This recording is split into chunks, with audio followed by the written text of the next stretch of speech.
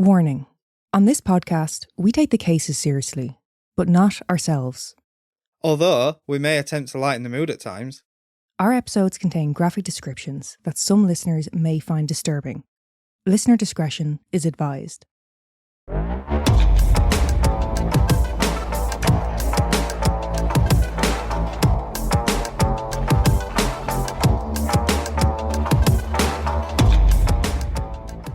So, we came back to the dog shit.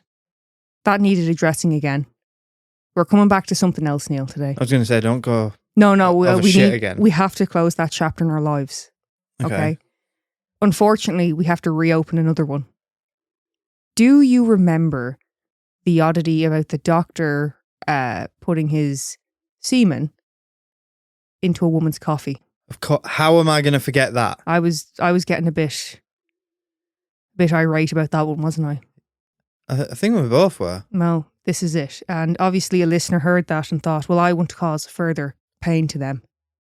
Yeah, for anyone who hasn't heard it, he'd been caught because his semen was in his co-worker's coffee, and then his excuse was, I have a condition where every time I go to the toilet, I ejaculate. So essentially he was saying he didn't wash his hands. Yes, and there was a transfer. Yeah. And he was a doctor. That's about it, isn't it? Yeah, I mean, a load of bollocks. Clearly not true. Clearly knocking one off. Well, a listener actually messaged us and, like I said, wanted to kind of further the traumatization of the situation. So this listener works in a dialysis centre. Okay. So I've actually asked him for his opinion on something else, given his profession. What, medically? No, not to do with me. Oh. Do you remember Richard's kidney? That caused a bit of outrage between you and I and the listeners. There's a bit of a divide there. There's actually quite a few who agreed with me. Predominantly men, I did notice. Yes, I'm still on that. Yeah.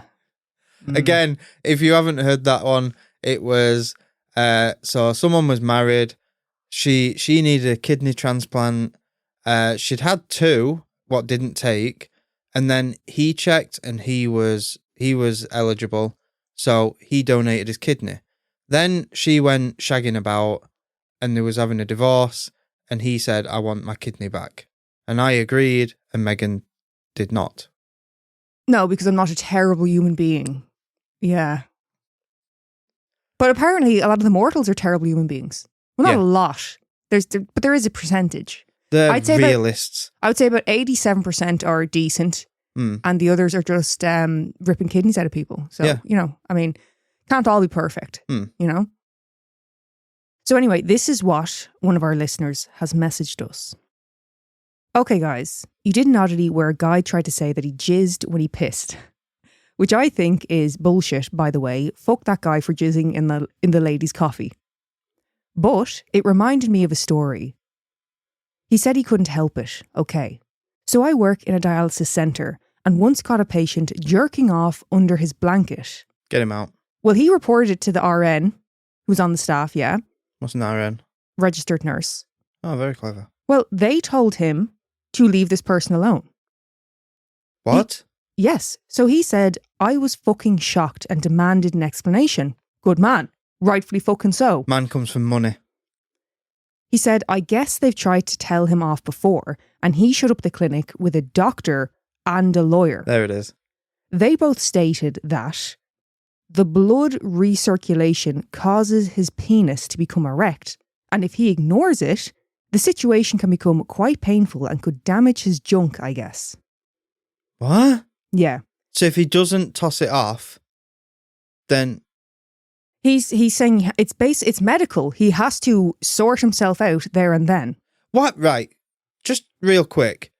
Why is it always like your man, knobbing one off in coffee and this one? Knobbing one off? Yeah. That's a new one. I like that. It's never women. It's never a woman was caught frigging herself and it turns out it's a medical condition. No, not it's so much. Always men. Yeah. He has to. What do you mean he has to? It's kind of like because it's there, they have to be at it. Yeah. Yeah. Just pulling at it. Like leave it alone. I don't know what they were doing when they were, creating mankind and putting something like that on the outside of a man's body, because he's not going to do anything else but fucking look and play with it. Yeah. Yeah. What is it they say? If you shake more than 3 times, you're just playing with yourself. Yes. Yeah. Yeah. Words to live by.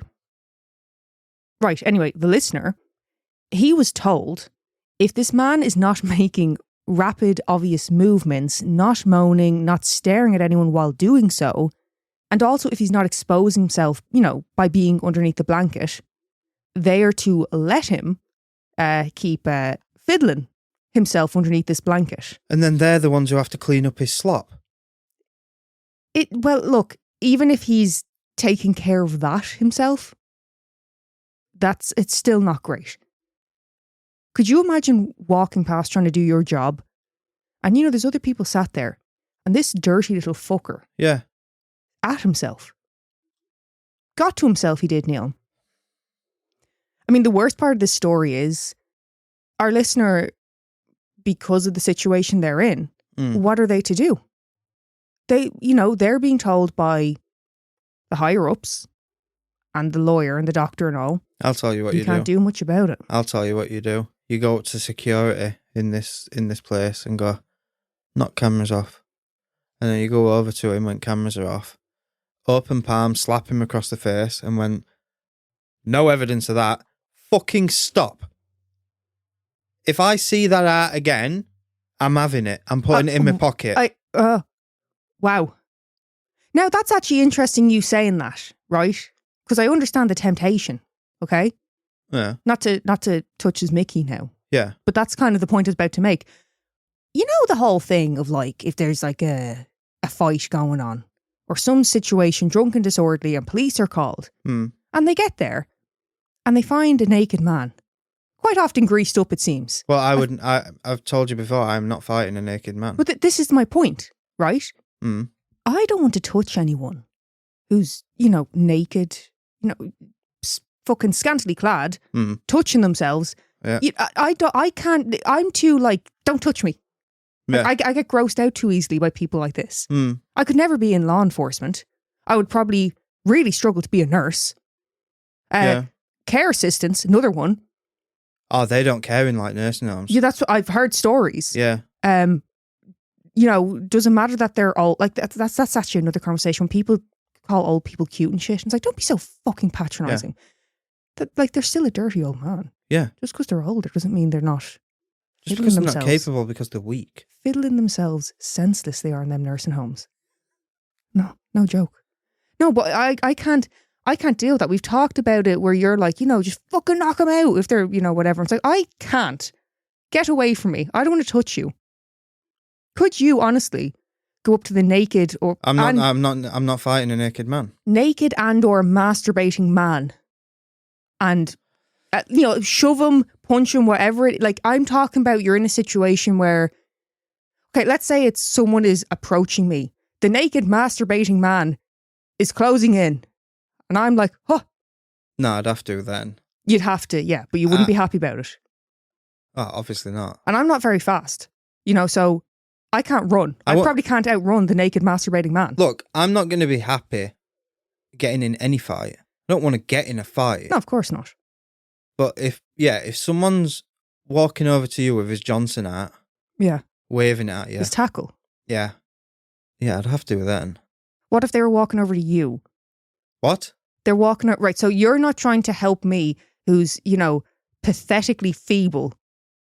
In that sense, when it comes to defending myself, I would drop kick him in the bollocks. You think you'd get more angry if it was you? No, way more angry if it was you. Okay. What would you do if they're coming over to you?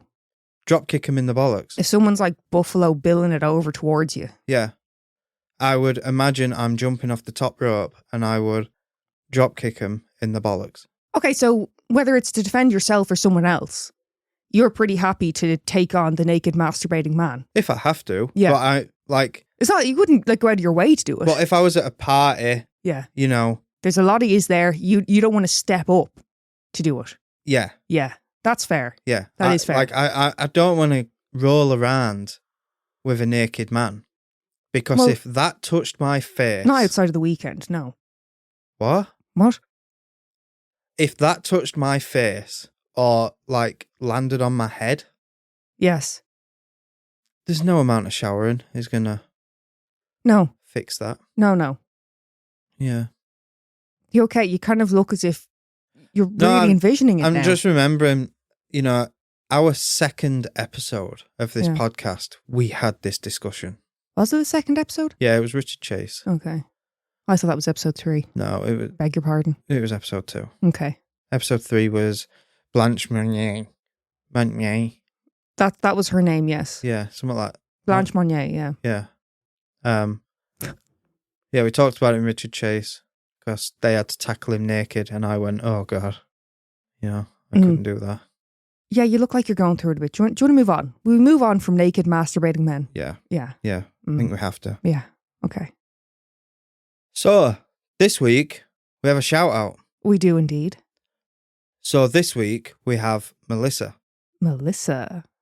That was the exact thing what went through my head when I saw we'd got a new Patreon member called Melissa. It's one of those names. I looked at you and I went, Melissa. And I said, I was thinking that. It's one of those names where I can sound like a knob. A creepy guy.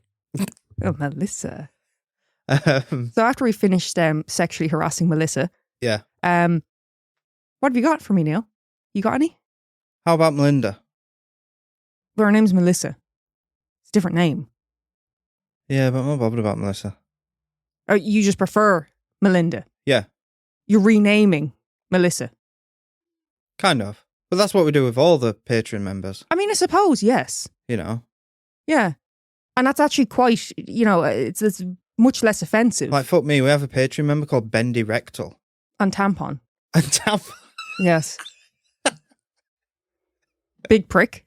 Big prick. Yeah. So actually, Melinda is, if anything, a compliment. We're just giving you an additional name. But hang on, sure I can come up with something. Mel C, Spice Girls. What about Mel B from the Spice Girls? Oh, she's from Leeds. We don't talk about that, do we? Lissa. Lissy Lizard. Mel. Melly. What? Melly. Melly. Melee. Melee. She's a bit of a scrapper. Liss. Za. But yeah, there you go. Thank you to the musical artist. I have one. Oh. Malicious. Malicious Melissa. Yeah. Malicious. Malicious Mortal. That's her wrestler name. Sure. So thank you to the wrestler, Malicious Melissa. The Mortal. The Mortal / the musical artist, Melinda, formerly known as Melissa. Yeah. We appreciate you. And guys, if you want your episodes early and ad-free, head on over to Patreon and join Melinda. And also enjoy some bonus content while you're there. If not, please feel free to leave a rating and review. And we appreciate you. So, with Melissa and masturbating men out of the way, what have you got for us today?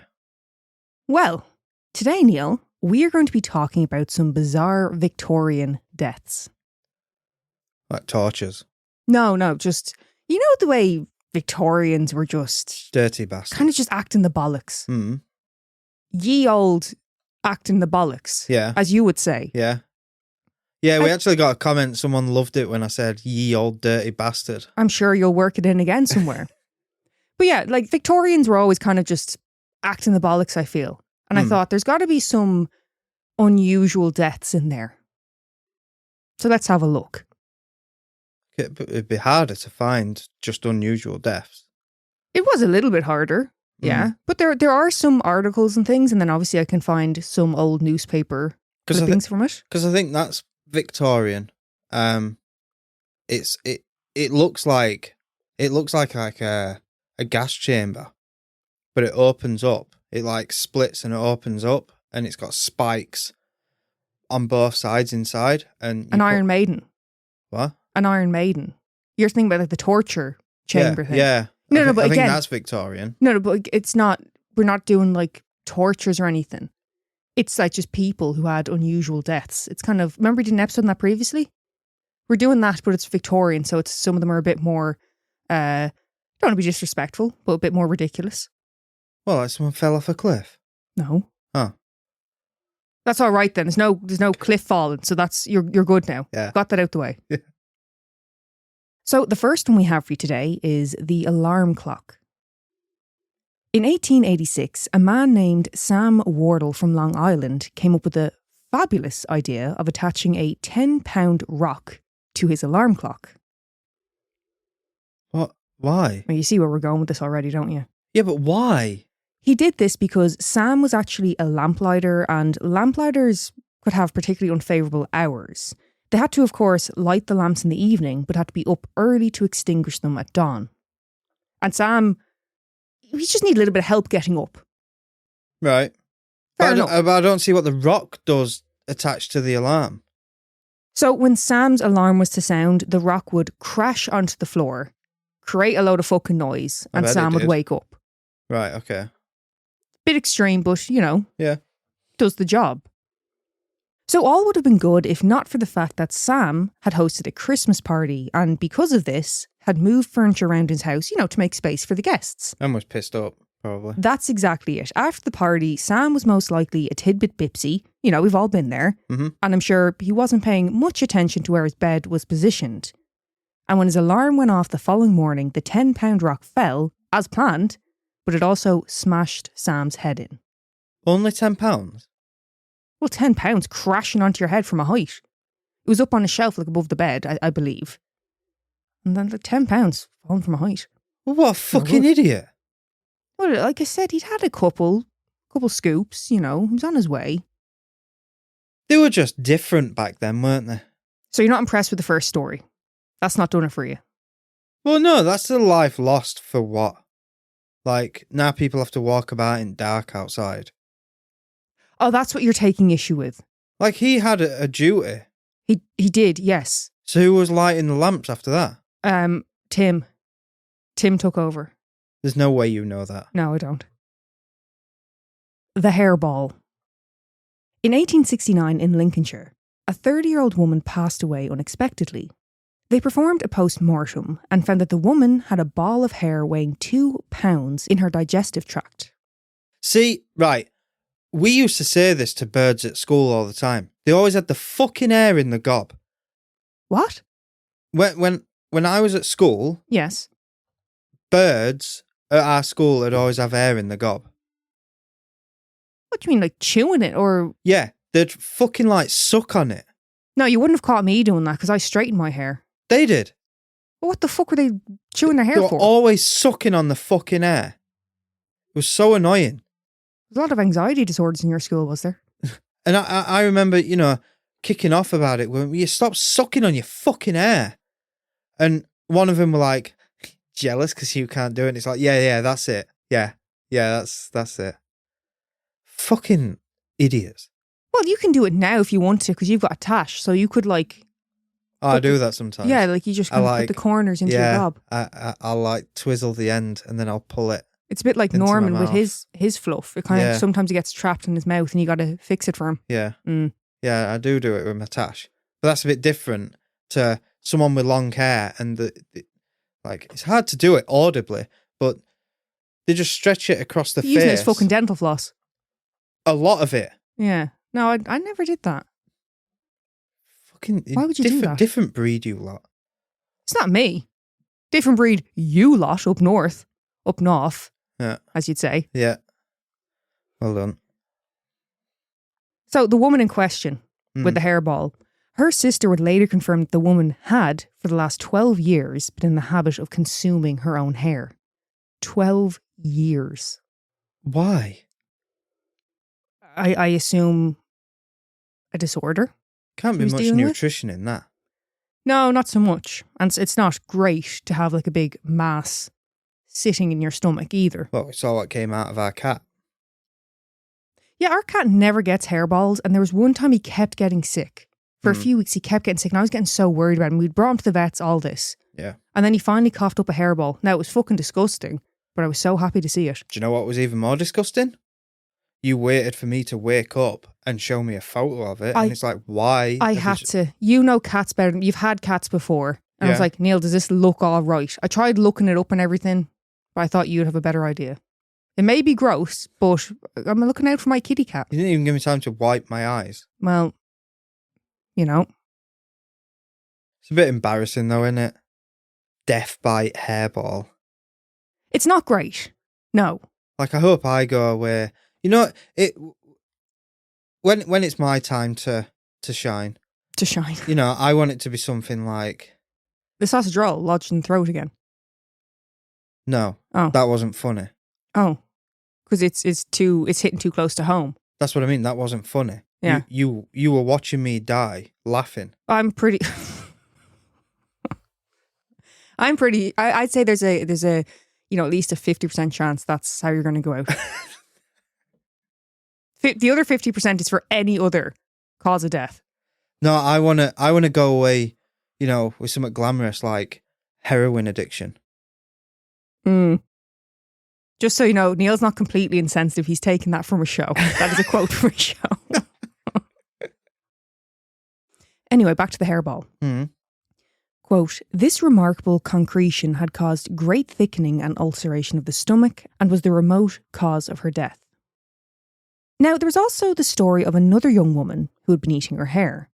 She underwent a gastrotomy and a, quote, cucumber-shaped mass of hair was removed. That's fucked.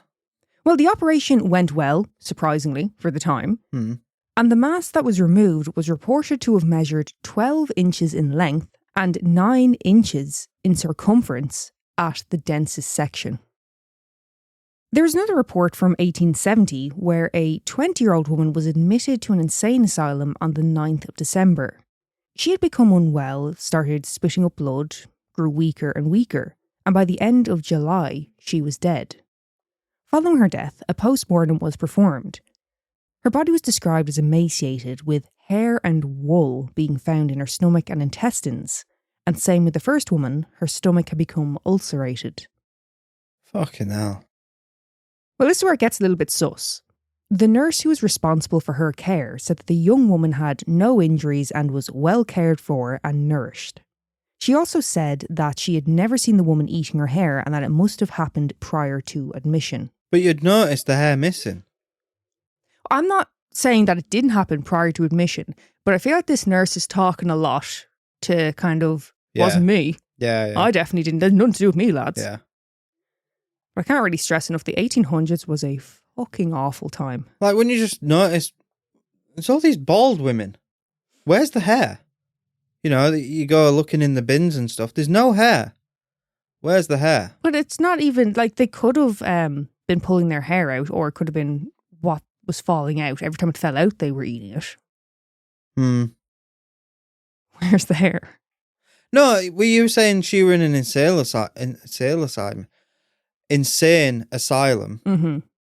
You know, and they go to do a checkup one day and they're like, hey, her hair's gone. Where the fuck's that? So then they're looking in the bin, they look, and they ask her, where's your hair? It doesn't just disappear.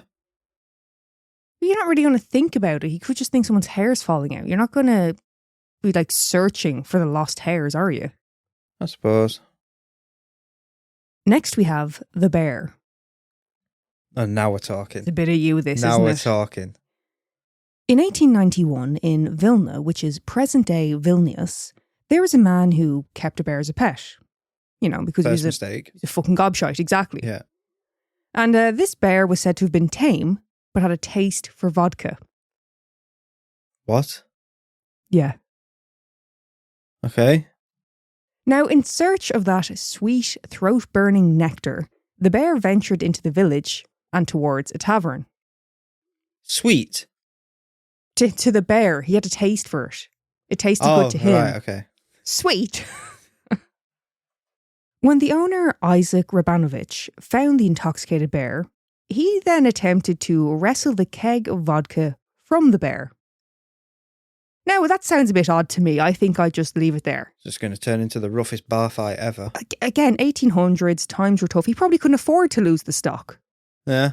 You know, gotta think about it from all angles here. Well, as I'm sure you can guess, it didn't go well. The bear was said to have hugged him to death. And after this, he then attacked Isaac's 2 sons and daughter. Well, what have they got to do with it?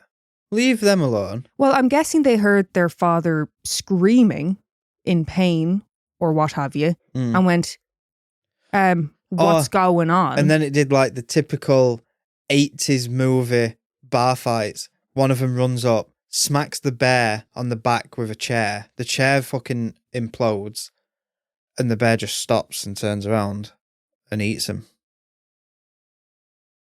The bear was later found by villagers asleep in pools of blood and alcohol, surrounded by the bodies of this family. The final victim was the bear, who was shot and killed following the discovery. He was just thirsty.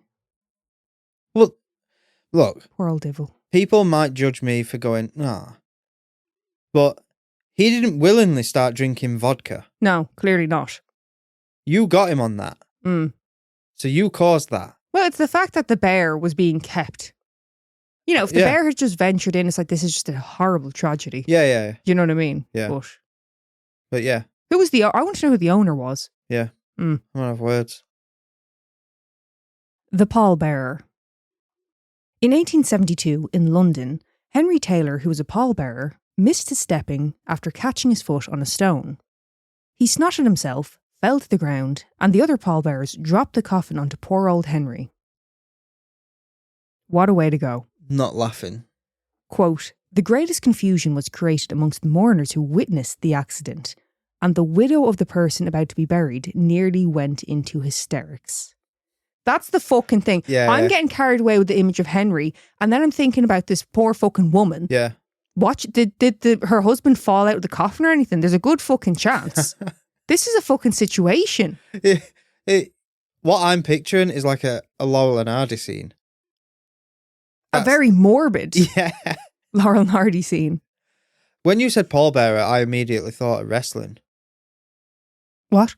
Because there was Mr. Pallbearer who would go down with Undertaker and hold his urn. What, you thought this was like his great-great-grandfather or something? I don't know. I just heard pallbearer and I immediately thought of him. Yeah. Yeah. No. The clown. No. Why? Yes. Right. We were only talking at the starter about us fucking rehashing stuff from episode 2. Now we've gone to episode 4. Well, this one's pretty fucking brutal. And had I known about it back then, I would have included it. You ready? Yeah. On the 10th of January 1854, a 13-year-old boy named William Snyder was selling candy and peanuts at a theatre production in San Francisco. For some reason, and I'm not sure why, a man named Manuel Reyes, who was working there as a clown, decided to pick William up and swing him around by his ankles. As you do. Blood began to run from William's mouth and he was rushed to the hospital, but he did die just a few minutes later.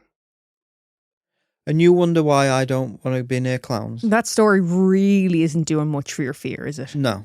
But I mean, that's nightmare fuel. That is. Why did he do that? Why would you pick someone up and swing him by the ankles? Yeah, but my dad did that to me. Sadistic bastard. Yeah, but blood didn't come out of my mouth. He wasn't swinging hard enough.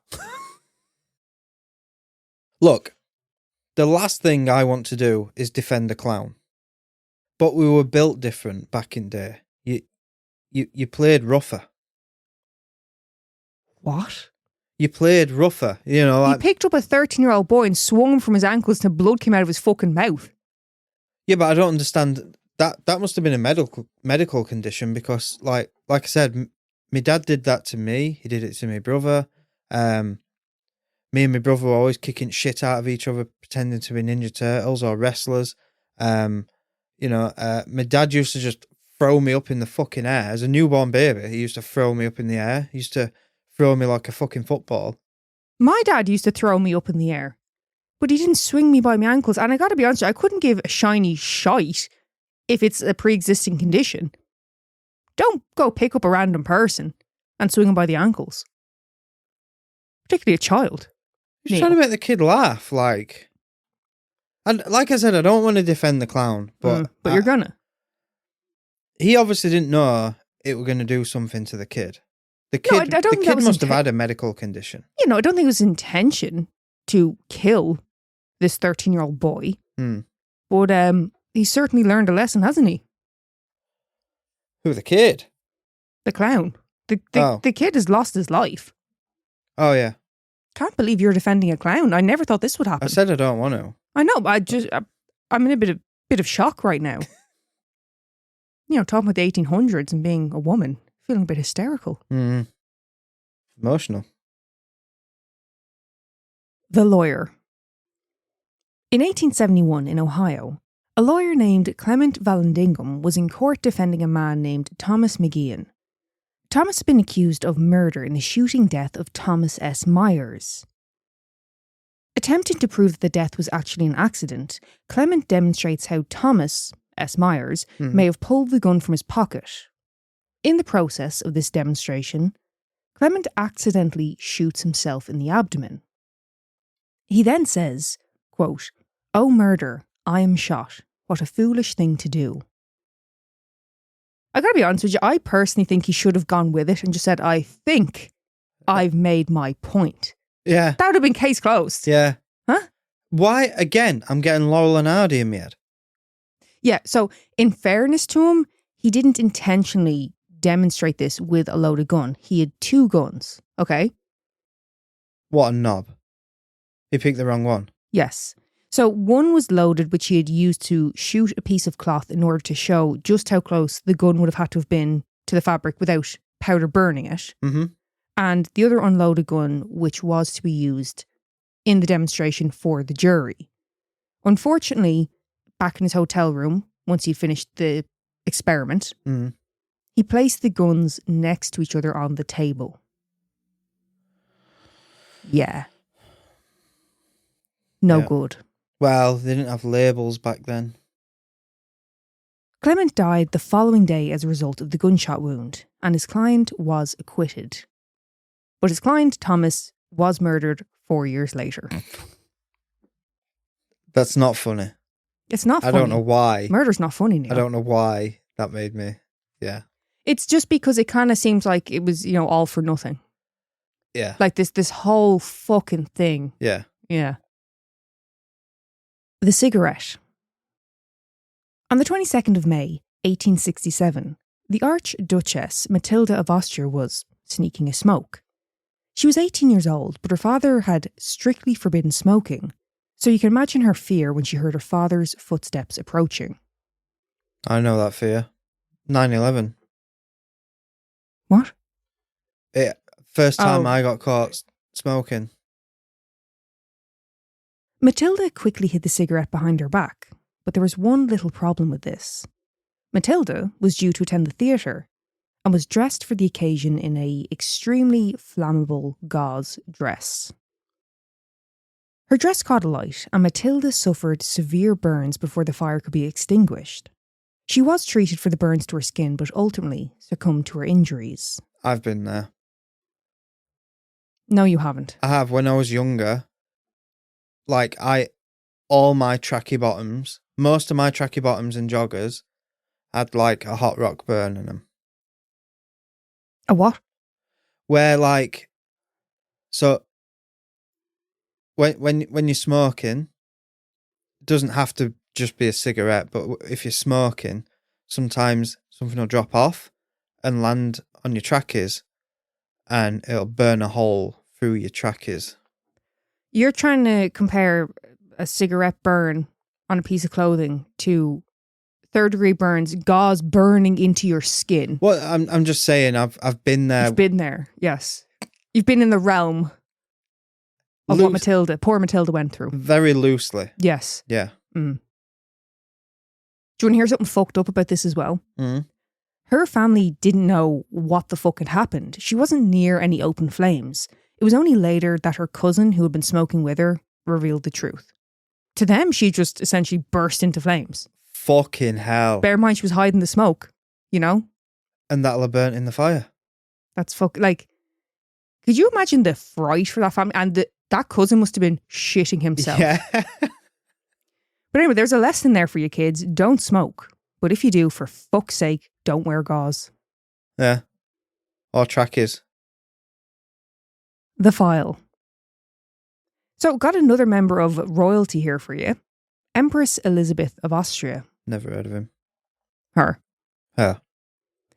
On the 10th of September 1898, in Geneva, Switzerland, Empress Elizabeth left her hotel and was walking across the promenade towards the ship destined for Montreux. What's Montreux? It's a place in Switzerland. Oh. As she boards the ship, Elizabeth collapses and falls unconscious. In an attempt to help her, Countess Irma, who was travelling with her, undoes her dress and cuts the strings of her corset, allowing her to breathe. Pervert. Irma asks if she was in any pain, and Elizabeth, between going in and out of consciousness, tells her that she was not. Then Irma notices a mark on her left breast. Once the captain was notified about just how serious her condition was, he turned the boat around and Elizabeth was carried back to the hotel on a makeshift stretcher to seek help. But it would be too late. So what had happened was, as they were walking from their hotel towards the ship, a man named Luigi Lucchini passed by. Now, Luigi was an Italian anarchist. And as they passed one another, Luigi feigned a misstep and attempted to regain his balance. He had done this in order to mask his attack on Elizabeth. What he had actually done was stab Elizabeth with a sharpened 4-inch file attached to a wooden handle. The file punctured her lung as well as her heart, but due to the compression of her corset, she didn't even notice. Why did he do that? Because he was an anarchist. Luigi was later arrested, and during his trial, he said, quote, "I am an anarchist by conviction. I came to Geneva to kill a sovereign, with object of giving an example to those who suffer and those who do nothing to improve their societal position. It did not matter to me who the sovereign was whom I should kill. It was not a woman I struck, but an empress. It was a crown that I had in view." Still a woman. His point being, it wasn't an attack on a woman. It didn't matter whether it was a woman or a man. He was literally seeing a person who was, So a little follow-on with Luigi. After Luigi was found hanging in his cell in 1910 at the age of 37, his head was preserved in formaldehyde and was on display in Vienna from 1986 until the year 2000. Why? Because they could. We've been through this. I don't get it. It's fucking weird. Stop it. Well, neither does Dr. Ulrich Frick, the chief of Geneva's Institute of Legal Medicine. He said at the time, quote, "Personally, I'm happy we are rid of it. I'd wanted to dispose of it, perhaps make a mass casing of the face, but the Austrians wanted it." I don't get it. No one wants to go and look at a fucking head. Well, again, he thought the same as you, and he also noted that although it was not his taste, quote, "you could keep it for 200 or 300 years like that. So you're getting a good spin out of it, if you do want it." And the Austrians did. Weirdos. Well, we actually previously talked about that with the serial killer who's... Yeah, we did. And it's... No. Stop it. No one wants to see it. Well, they initially had done it, to potentially examine the brain, Didn't go to plan, and they just had a head floating about the gaff. Yeah. The Laughter. In 1893, in Laurel, Indiana, a man named Wesley Parsons was sat, shooting the shit, just laughing and joking with friends, when he found himself particularly tickled by a joke and entered into fits of laughter. Feel for him. The laughter continued for nearly an hour before he began to hiccup. 2 hours later, Wesley died of exhaustion. Sadly, I do not know the joke that killed him. Fucking hell. Yeah. I was going to say, I feel for him. I was going to say I've been there. I haven't been there, obviously, because I'm still here. But I've had it before where I've been laughing that hard and I've started choking. Yeah. It happens quite a lot, actually. Your stomach starts tensing up really bad. Yeah, and sometimes after it, I'm like, I could have died then. Well, they say laughter is the best medicine. That's clearly a load of bollocks. Yeah. To be fair, Wesley was 70 years old. Not too shabby for back then. And he was a farmer. So, fucking hell. Fucking grafting all his life, I'm sure. Yeah. He had a good run. At least he went out laughing. Yeah. Well, the hiccuping's not so... I fucking hate hiccuping. That's a load of shite, isn't it? Yeah. But I'm not having that. You know, just because he was a farmer, you're there saying he's probably grafted all his life. Well, no, he could have worked on the farm and been one of them work shy people who, you know, pretended. Don't you sully Wesley's good name. Why? Well, I don't know the man. He could have been a right bollocks. But exactly. I'm just giving him a chance. I'm giving him the benefit of the doubt.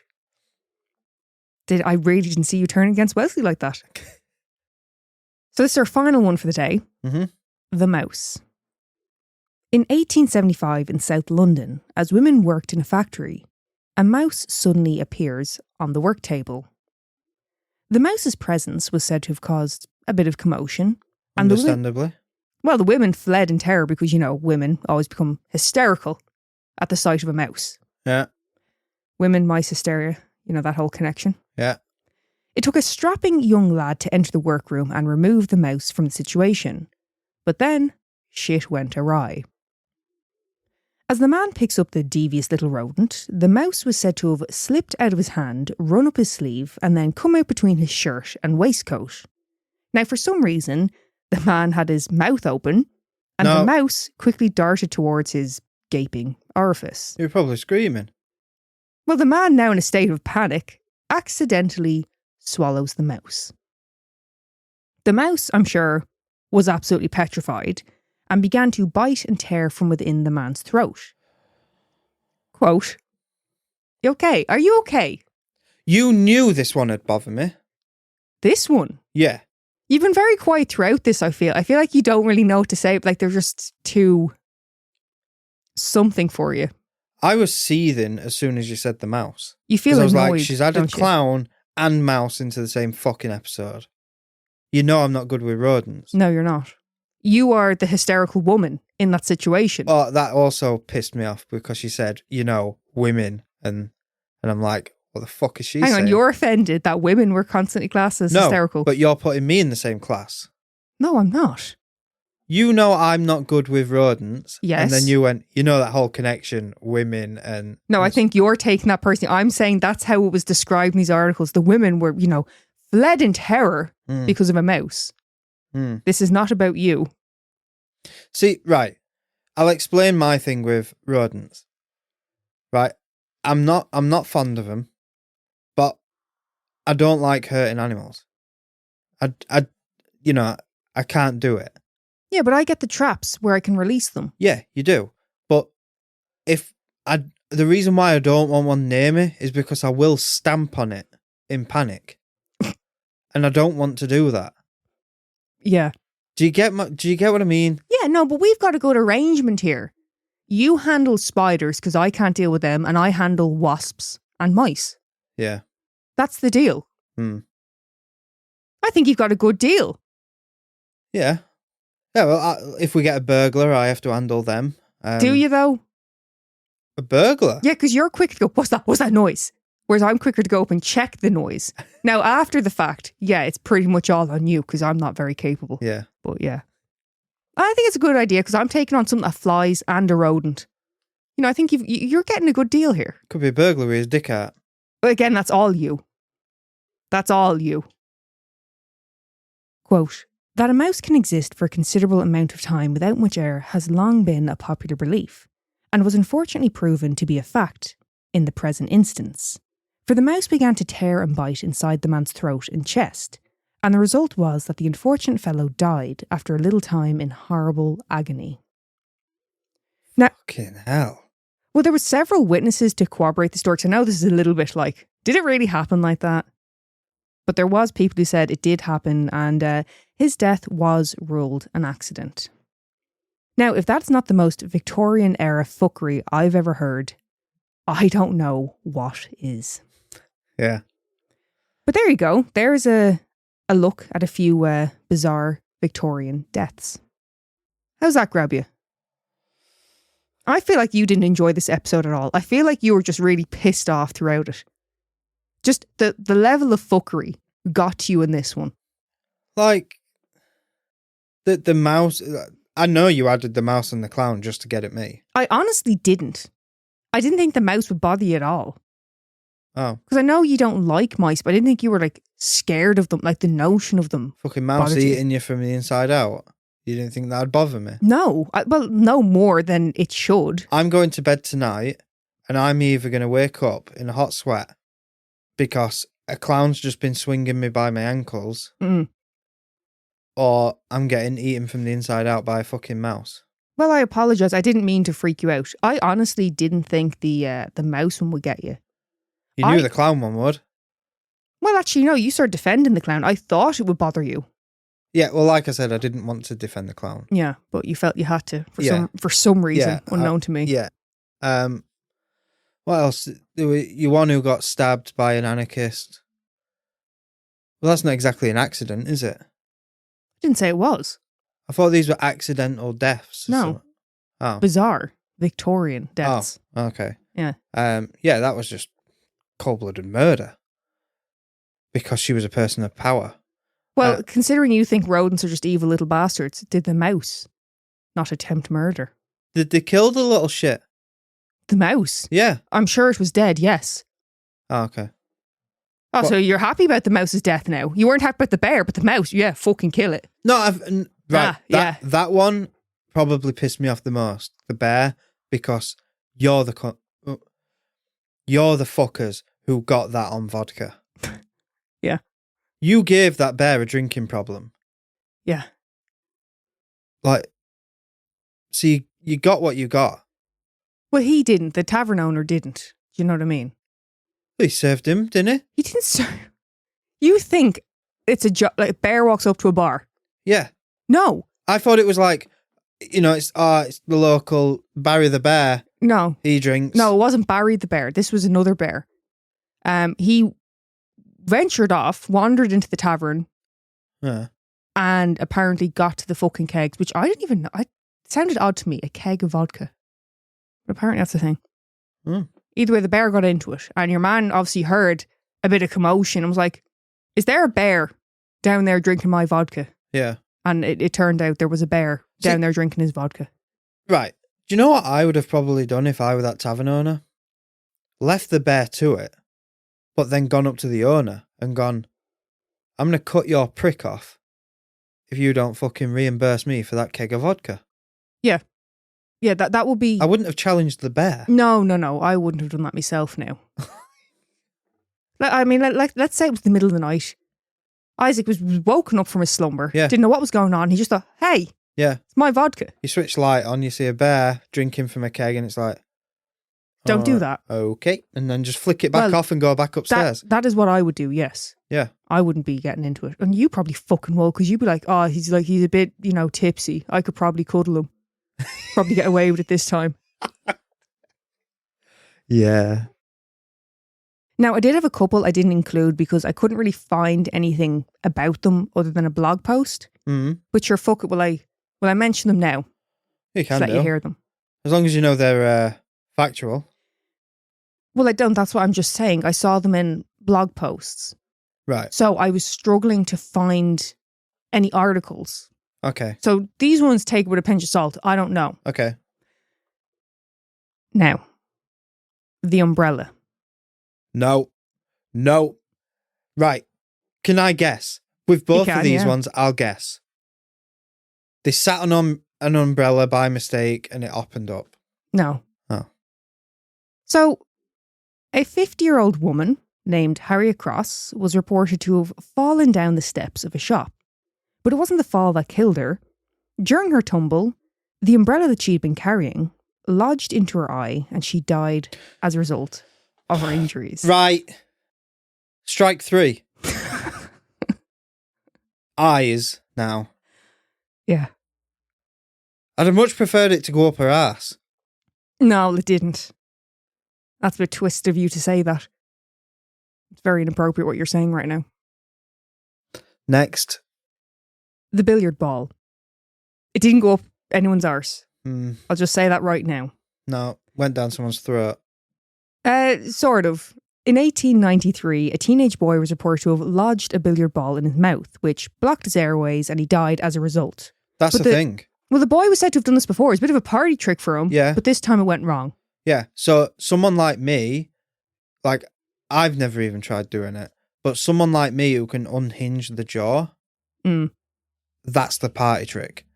But I've seen clips on social media where someone's put the ball in and they can't get it out.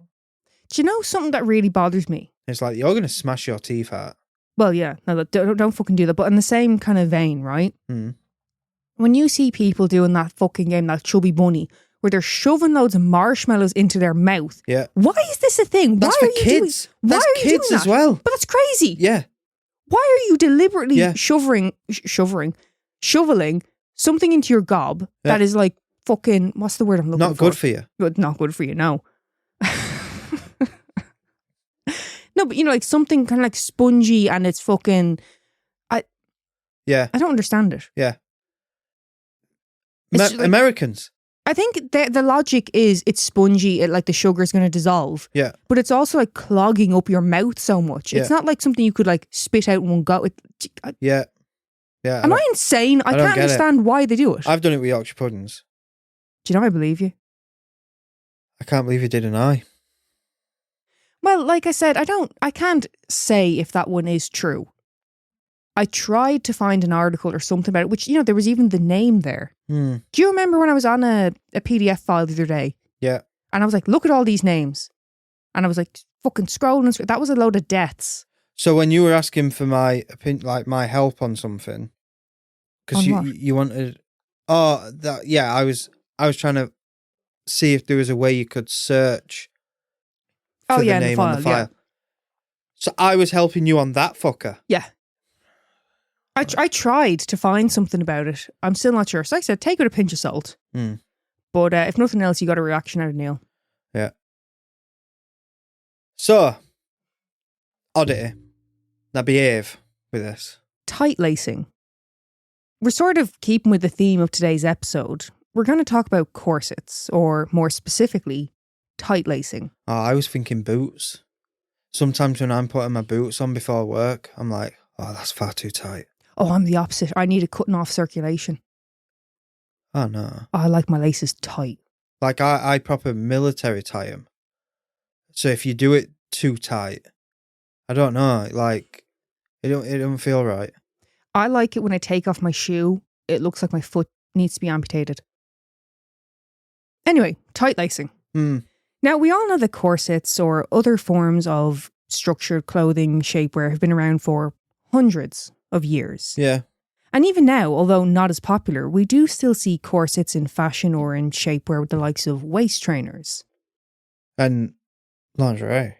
Yeah. Yeah. But there's also a difference between simply wearing a corset and tight lacing. You can wear a corset to cinch your waist, or some wear them to aid in correcting their posture, but you can tight lace in order to essentially deform your body and obtain an hourglass figure. Yeah, I remember when it happened to Bella Swan.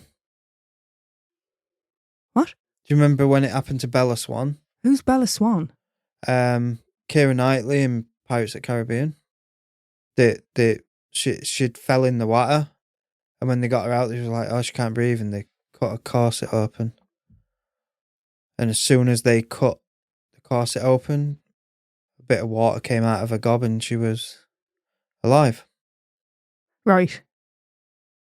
Now, although I was aware of the potential dangers of this, I was not aware that back in the 1800s, there was controversy around this practice. Right. Well, there would be. I think it's ridiculous what women all do for fashion. No, but back then, when it was a big thing, I didn't realise that people were concerned about it. I thought it was after the fact. We were like, lads, don't be doing that. Okay.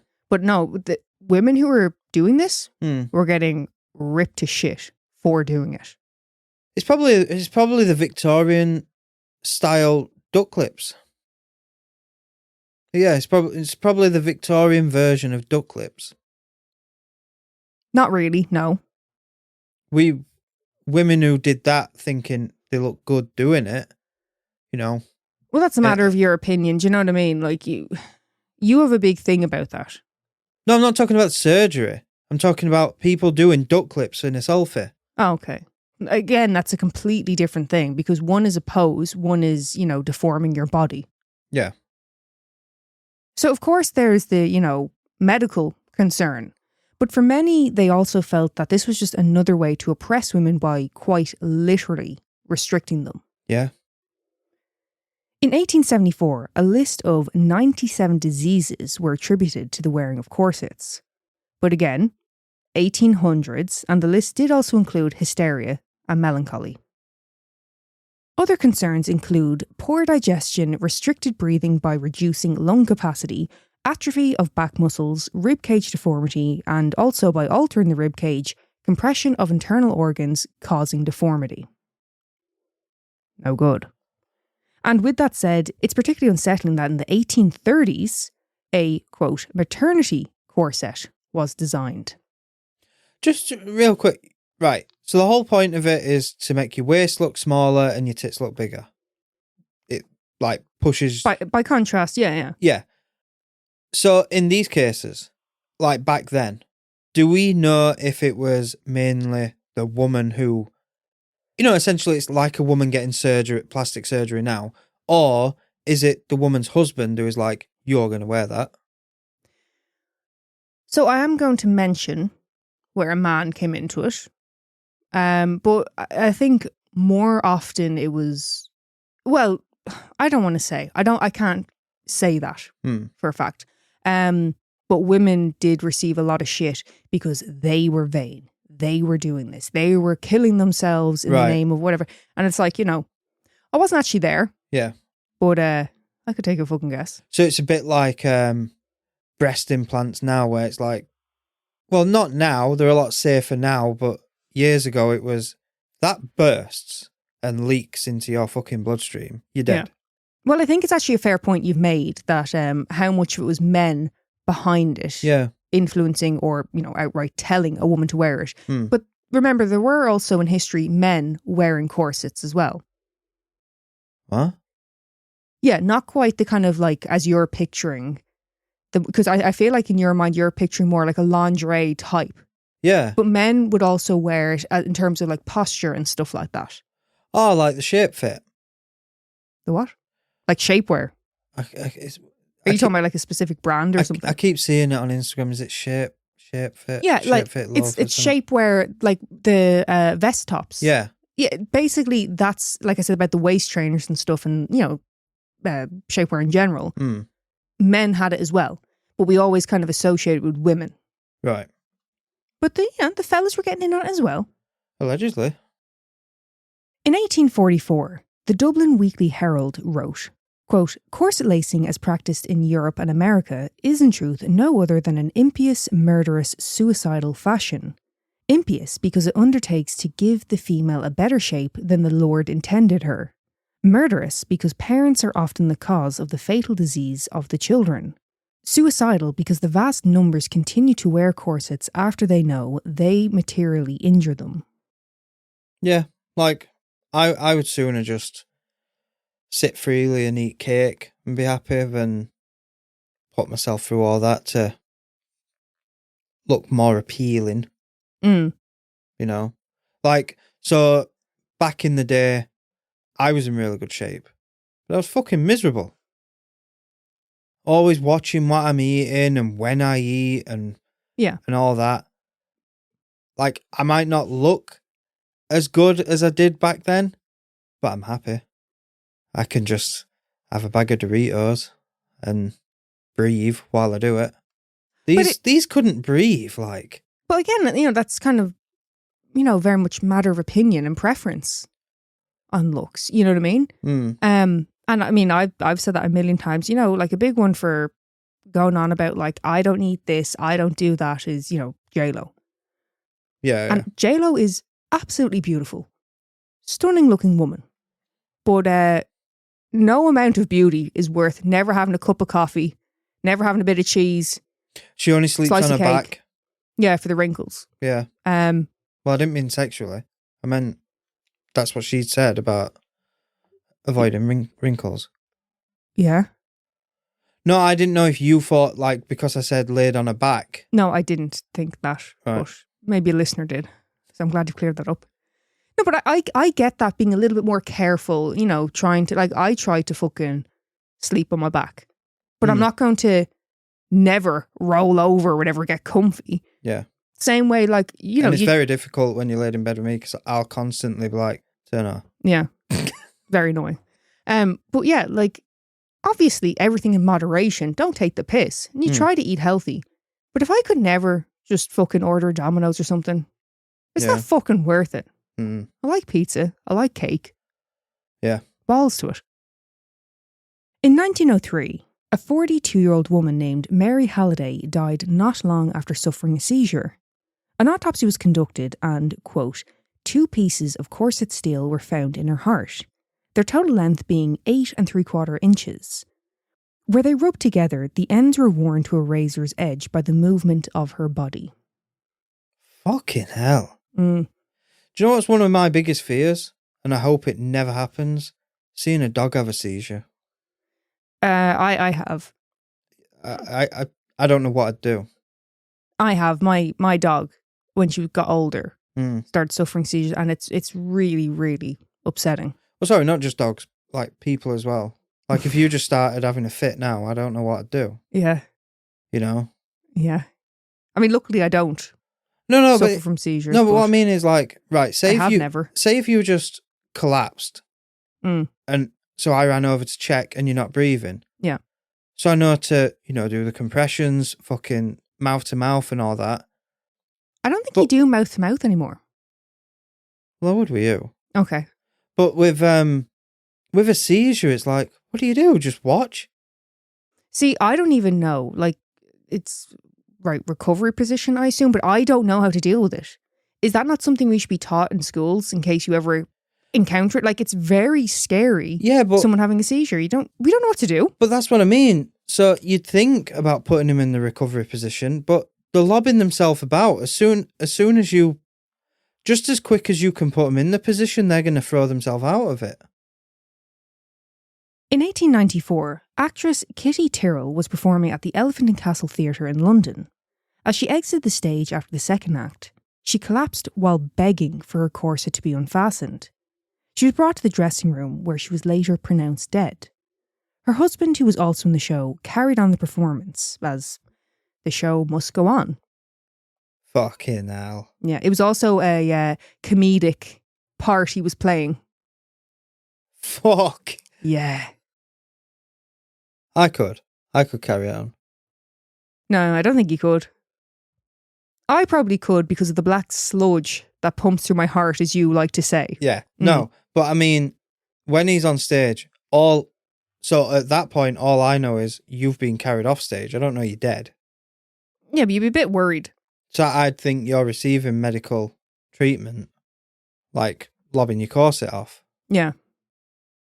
So I'll be there like expecting you to come back out on stage. I'd probably just keep thinking, where the fuck is she? Why is she milking it? You probably actually get annoyed at me, yeah. No, that's your fair point, yeah.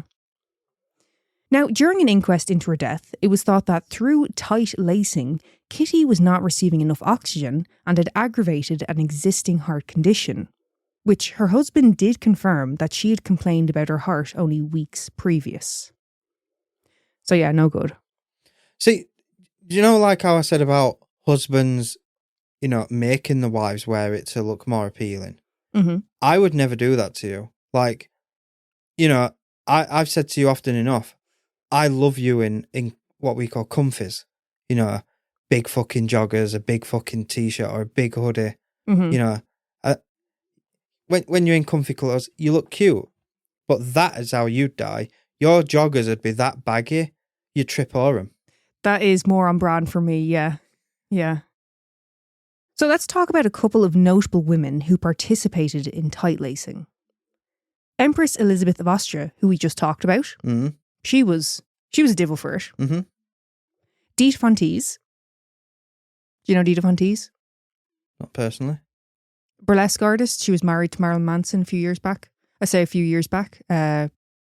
Over 15 years ago. Right. They actually got married in Tipperary. Fun fact. Who goes to Tipperary? I have family in Tipperary, I'll have you know. Oh, yeah.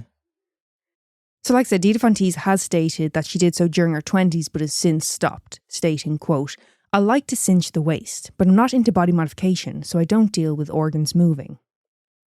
Neither do I. I don't deal with organs moving. I'm not into that.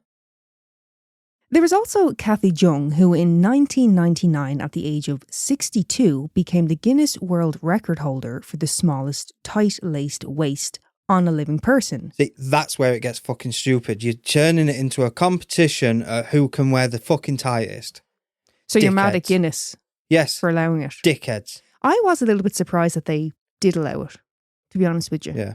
Because I know, particularly in more recent years, they've gotten a little bit tighter on the restrictions of what they want to include. Yeah. You know? But Kathy's waist was insanely tiny, measuring just 21 inches while uncorseted and 15 inches while cinched. 15's like my wrist. 15's tiny.